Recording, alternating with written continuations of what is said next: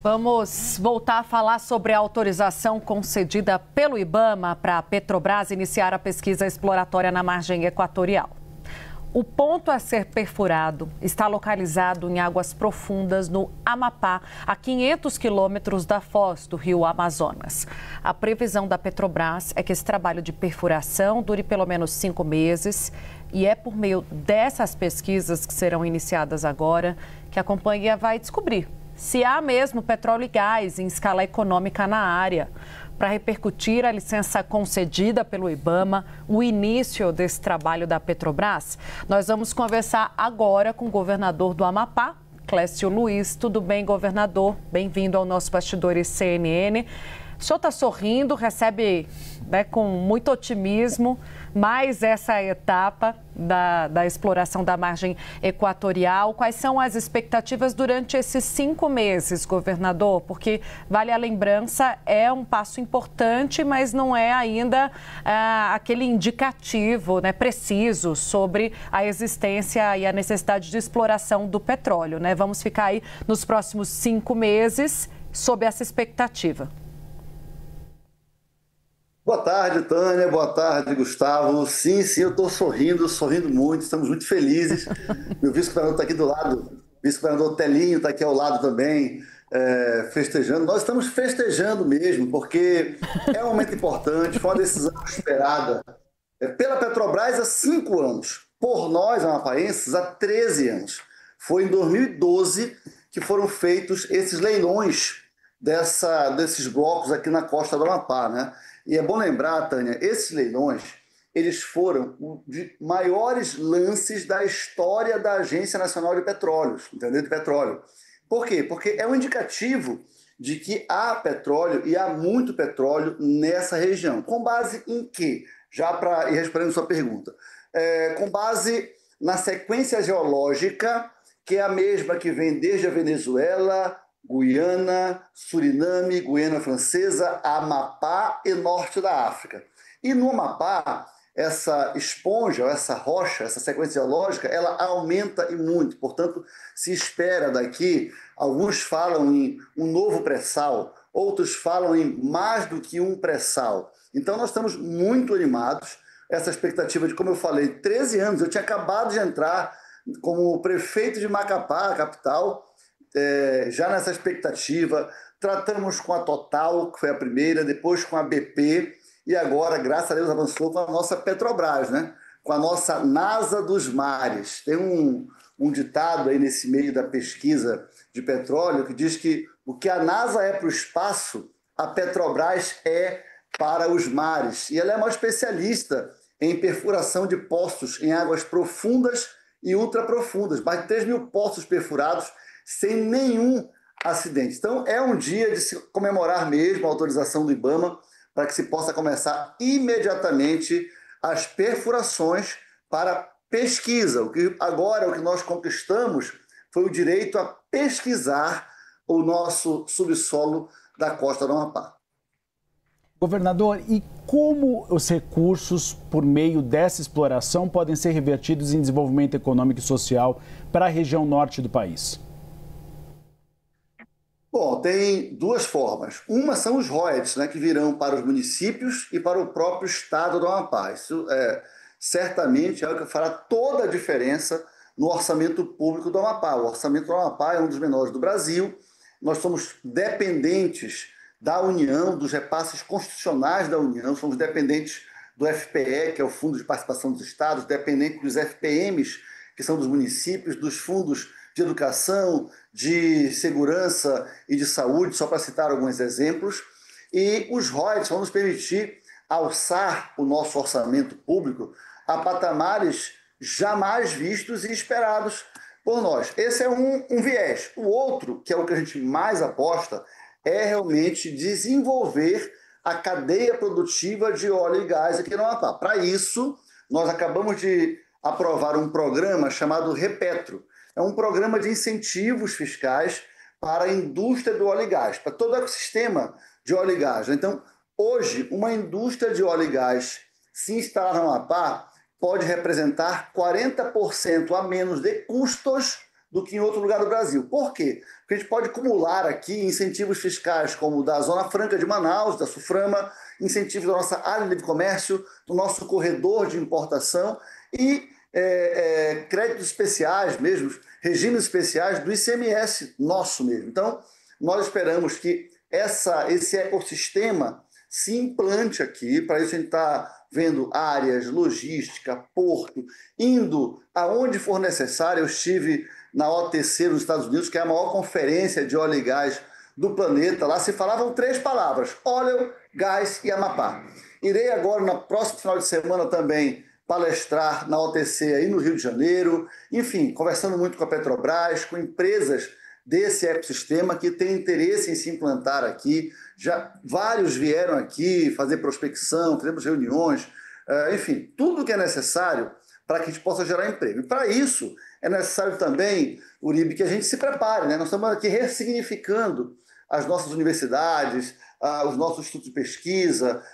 Temos um curso agora que já começou de qualificação em óleo e gás, e vamos formar aqueles cursos, formar aqueles profissionais que são os mais procurados para esse ecossistema, para essa cadeia de valor. A própria Petrobras tem uma faculdade, uma universidade só de óleo, só para petróleo, e nós estamos tratando, entre outras coisas, de que essa universidade possa se conveniar com as nossas já existentes aqui, seja a Universidade Estadual, seja a Universidade Federal, seja o Instituto Federal ou outros. Mais importante, formar quadros, sejam eles da capital, dos demais municípios, quadros indígenas.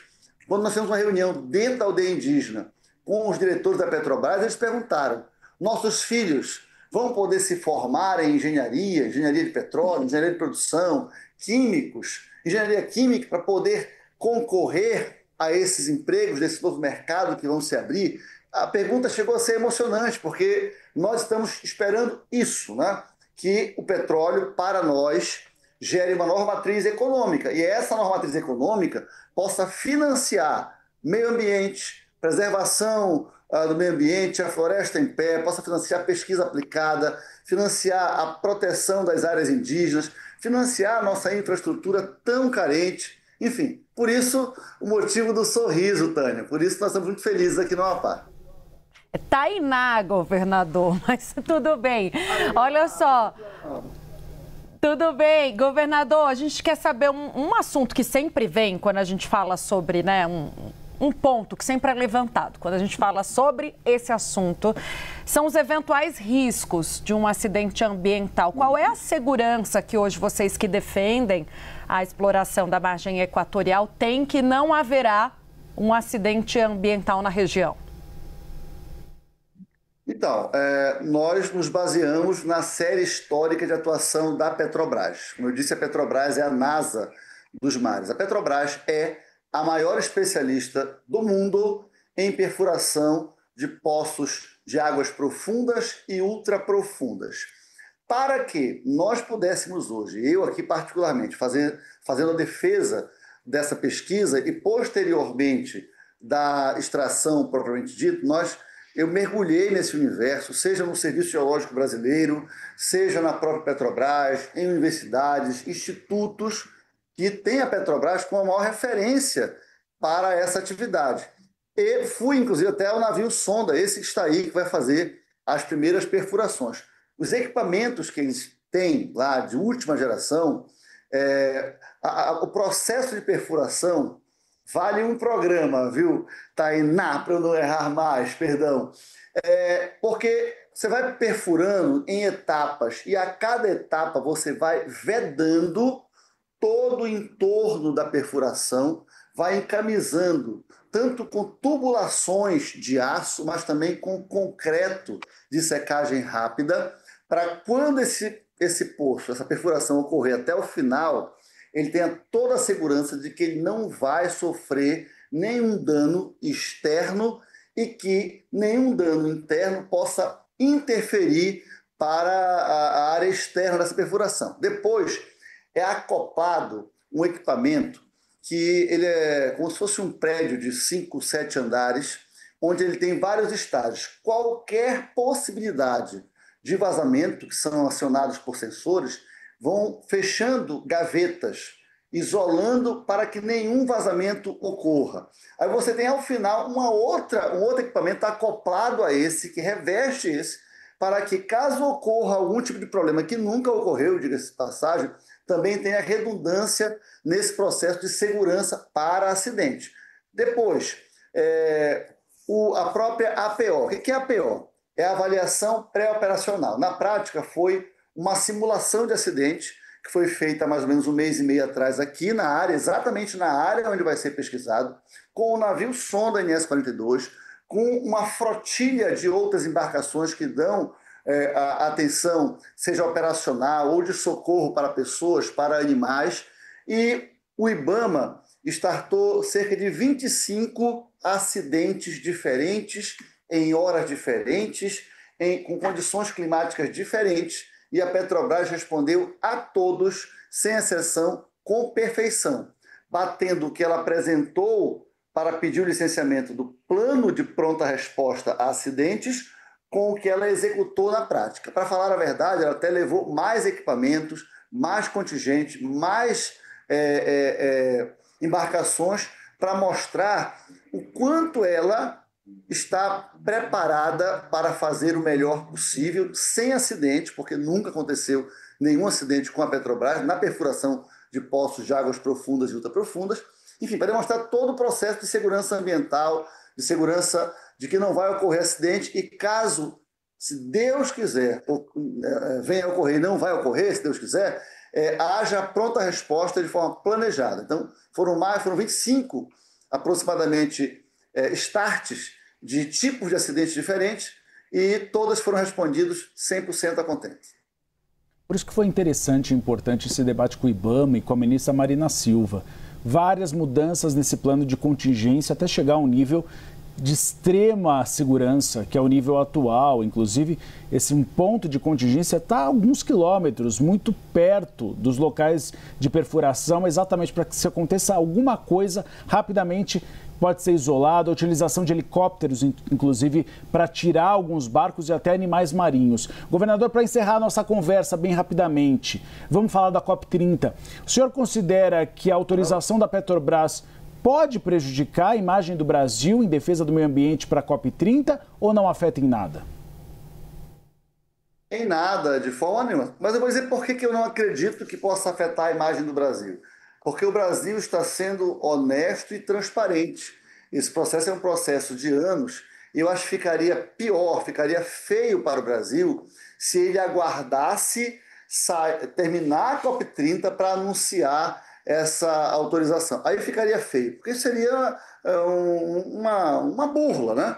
Vamos deixar passar. Então o Brasil deu uma demonstração de grandeza, o IBAMA deu uma demonstração de grandeza, o Ministério do Meio Ambiente deu uma demonstração de grandeza, enfim, e sabendo que todos os pré-requisitos que foram exigidos foram cumpridos, inclusive com sobra, não podia ser diferente, nós não podemos esperar outra coisa, senão que essa liberação saísse no tempo agora, que deveria sair mesmo, e não esperar passar a COP30 para liberar o que seria uma demonstração de que nós esperamos passar um evento para não ter reputação manchada naquele evento e fizemos logo depois. Ficaria muito feio para o Brasil, portanto foi acertada a decisão do governo brasileiro, do Ministério do Meio Ambiente e do IBAMA em dar essa licença agora, uma vez que foram cumpridas todas as exigências.